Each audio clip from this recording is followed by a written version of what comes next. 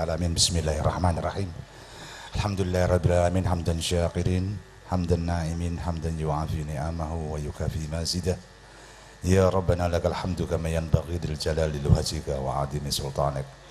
Allahumma shalli wa sallim wa barik ala sayyidina Muhammad wa ala ali sayyidina Muhammad.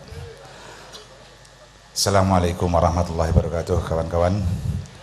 Alhamdulillah malam ini kita bertemu lagi, dan yang di belakang supaya ngisi aja, nanti kalau ada yang lebih datang lebih akhir supaya bisa masuk. Doakan saja nanti kapan-kapan kita punya rezeki sehingga nggak usah pakai pagar lagi, tapi pagarnya bisa dibuka total jadi bisa full sampai ke depan. Dan sebelum kita mulai, saya minta ikhlas Anda berdoa sekali saja baca Fatihah untuk yang muslim, karena kebetulan ada teman yang baru saja ikut bersama kami ke Pak Gusuran dan kena penyakit radang otak ya, peradangan di otak ya. Mudah-mudahan dan di opnam sudah seminggu lebih ini, mudah-mudahan Allah memberi kesembuhan, kesehatan sehingga mereka bisa bersama-sama kita kembali. Alaniyah Salihah Al-Fatihah.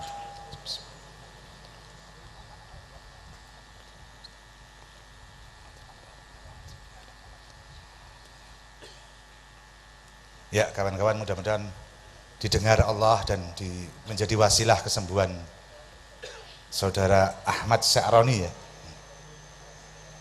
Ya, teman-teman, malam ini kita ngomong, kebetulan kita tadi sudah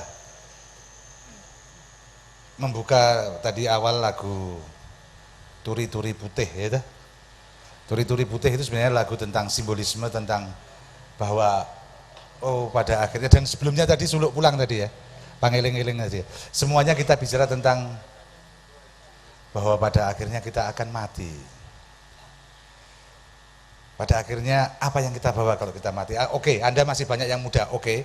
Cuma catat itu bagian kecil hati Anda, sedikit saja bagian bahwa apapun yang terjadi, apapun yang Anda peroleh, pada akhirnya Anda mati, dan yang Anda bawa ketika mati apa?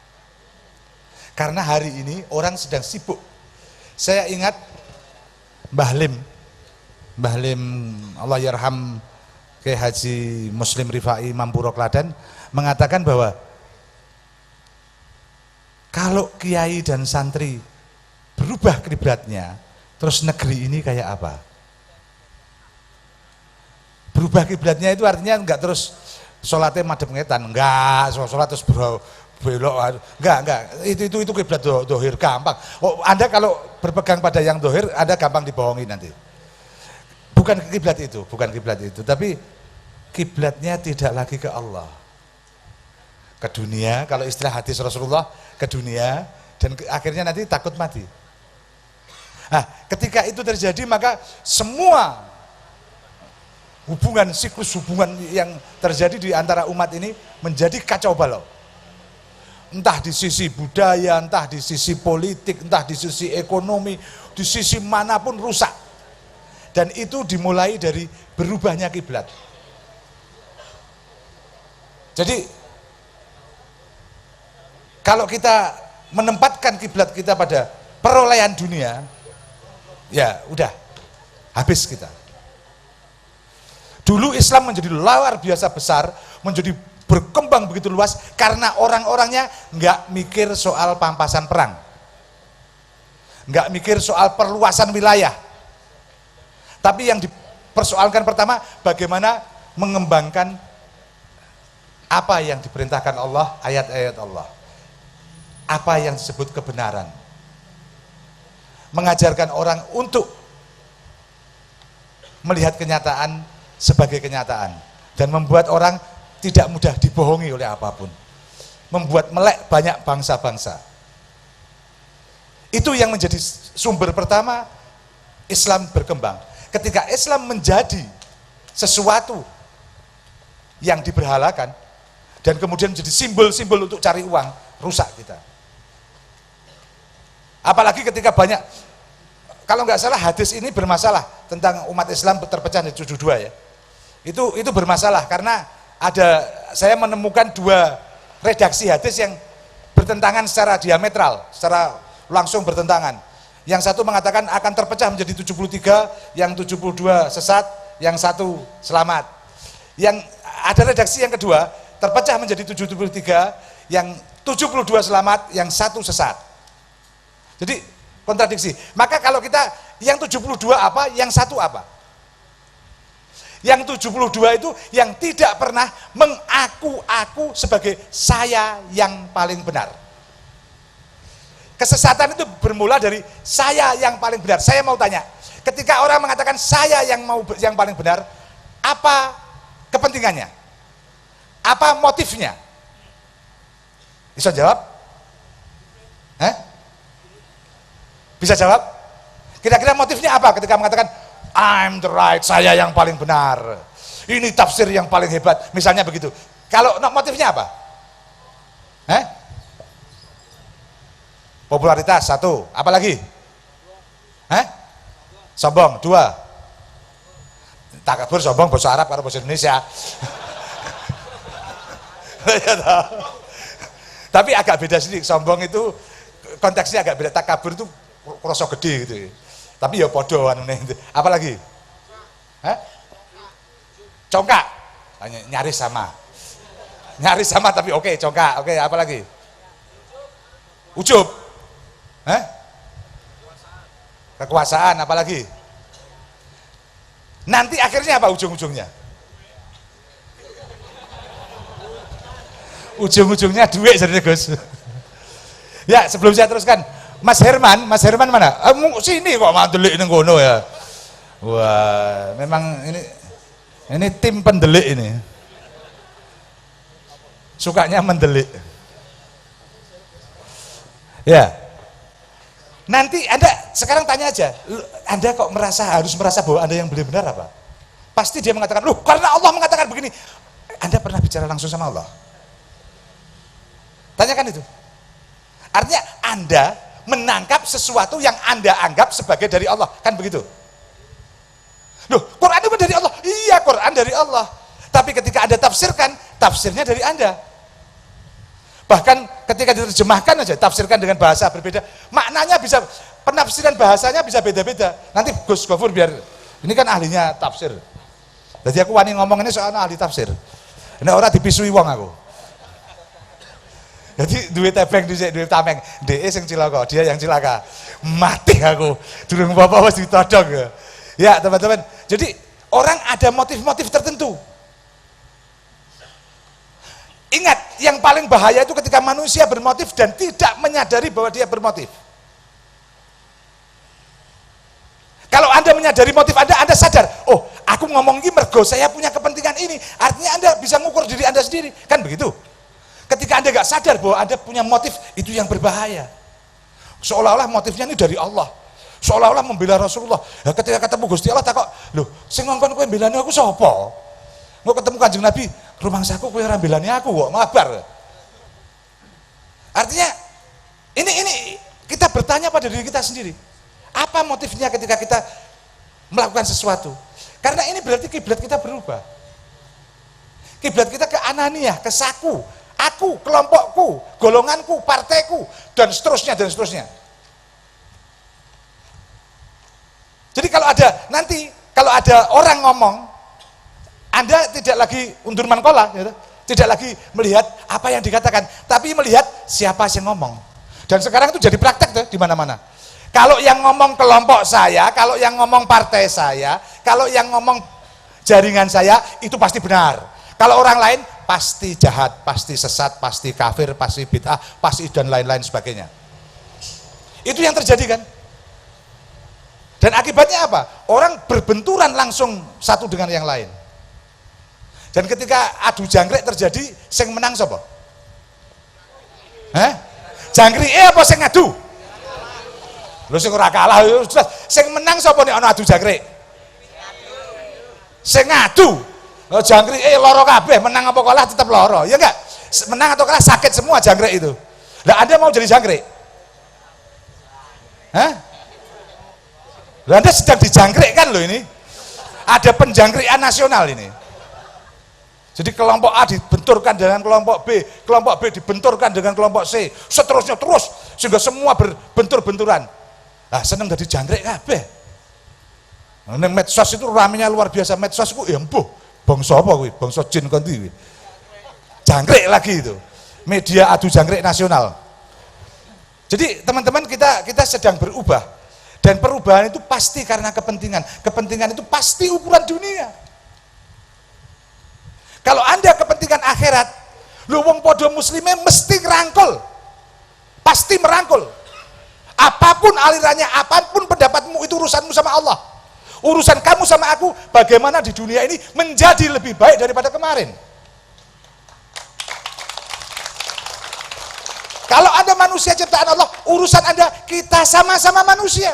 Bagaimana membangun dunia ini lebih mulia daripada sebelum kita ada. Ya enggak? Yang terjadi enggak. Yang penting gelut dulu. Kalau enggak saya enggak beres dunia ini, kan gitu.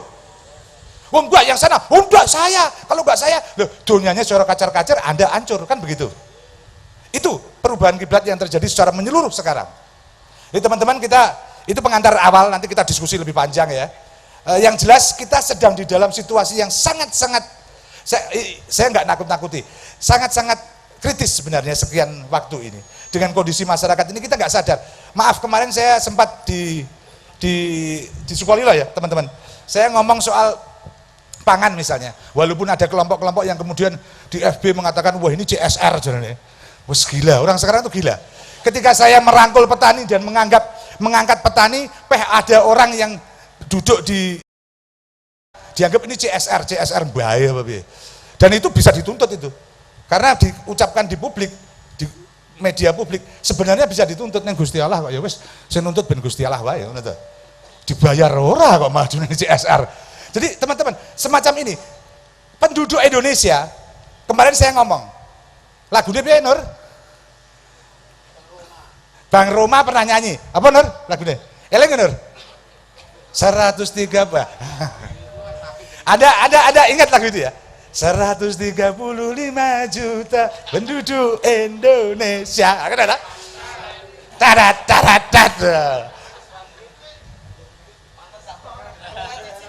Besok saya jadi Umay Irama, Pak. Umay Irama bisa calon presiden, saya wakilnya. Gitu. Jadi itu tahun berapa? Ada kenal lagu itu? Kenal soalnya tadat. Tahun berapa itu? Tahun berapa? 70-an. Tepatnya tahun 1977. Penduduk Indonesia berapa? 135 juta. Sekarang penduduk Jawa berapa? 130 juta mung di Jawa tok. Penduduk Indonesia 245 juta 470 berapa ribu? Hampir 255 juta. Hampir 250 juta. Bayangkan. Sadar nggak Anda? Ada perkembangan penduduk yang begitu banyak. Ada kebutuhan pangan yang begitu banyak, nggak sadar. Pemerintah tahu ngomong apa? Hah? Ketika SBY jadi presiden, nggak usah ngomong panjang. SBY jadi presiden tahun berapa? 2004. Berhenti jadi presiden tahun berapa? 2014. Berapa tahun itu? 10 tahun. Penduduk Indonesia bertambah sejumlah satu negara Malaysia. Dalam 10 tahun penduduk Indonesia itu sudah tambah orangnya sejumlah penduduk di Malaysia. Bayang no gue. Semakin ribet nggak masalahmu? Royoan mangan gue. Anak gue ngurus dunia kabeh. Tapi saya percaya, kemarin saya juga ngomong, Allah dalam Quran berfirman bahwa semua yang melata di atas bumi dijamin rezekinya, kan gitu kan? Nek ngono, artinya ekonomi itu bisa digerakkan, pertanian bisa digerakkan untuk mencukupi sebanyak berapapun manusia ada, ya enggak? Kalau enggak cukup berarti yang nakal siapa? Orangnya, negaranya, sistemnya. Tahun 80-an itu ada kelaparan besar di Afrika. Kelaparan besar itu sebabnya apa? Karena gandum di Amerika, ini bukunya Susan George, gandum di Amerika untuk menjaga harganya supaya nggak jatuh, artinya supaya pengusaha nggak rugi, supaya negara bisa untung terus, dibakar bukan ditimbun. Padahal di Afrika dibutuhkan. Sehingga kalau Anda lihat gambar-gambar di internet tuh banyak orang yang kurus, itu korban karena makanannya dibakar di sana. Sebenarnya kalau untuk mencukupi cukup, cuma yang nggak cukup itu apa? Keserakahan manusia. Keserakahan itu macam-macam bentuknya. Ya, kita mulai. Tambahan tok iki, engko kakean aku ngomong. Juga ini ada banyak pesan dari Riau, dari Nias, teman-teman dari Nias yang menyaksikan Aswaja atau TV 9, selamat malam, mudah-mudahan di Nias juga sehat, tidak ada gangguan apapun, di Sumatera menyeluruhan, di Aceh, teman-teman di Aceh, di Sumatera Selatan, di Palembang, di Kalimantan, Kalimantan Tengah, Kalimantan Selatan, Kalimantan Timur, di Maluku, di Ambon, di Sulawesi Selatan, di Papua, mudah-mudahan semuanya diberkahi Allah. Amin. Ya teman-teman, sebelum kita masuk ke sesi, satu lagu dari Sampak Gusuran. Sebelum nanti Mas Herman, kemudian ada nanti sebentar, ada teman yang ahli di difabel ya. Difabel. Jadi kita akan juga ada tamu tentang yang ahli tentang difabel. Ngerti difabel lah? Hah?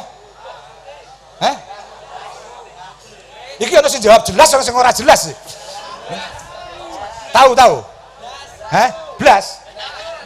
Iki kok nek ana muni saya tahu, iki kok aku Nasruddin. Yang tidak tahu tanya sama yang tahu niku ngono wae. Jadi difabel itu orang yang menyandang kekurangan. Nah, kekurangan apa? Kekurangan fisik maupun kekurangan fisik terutama.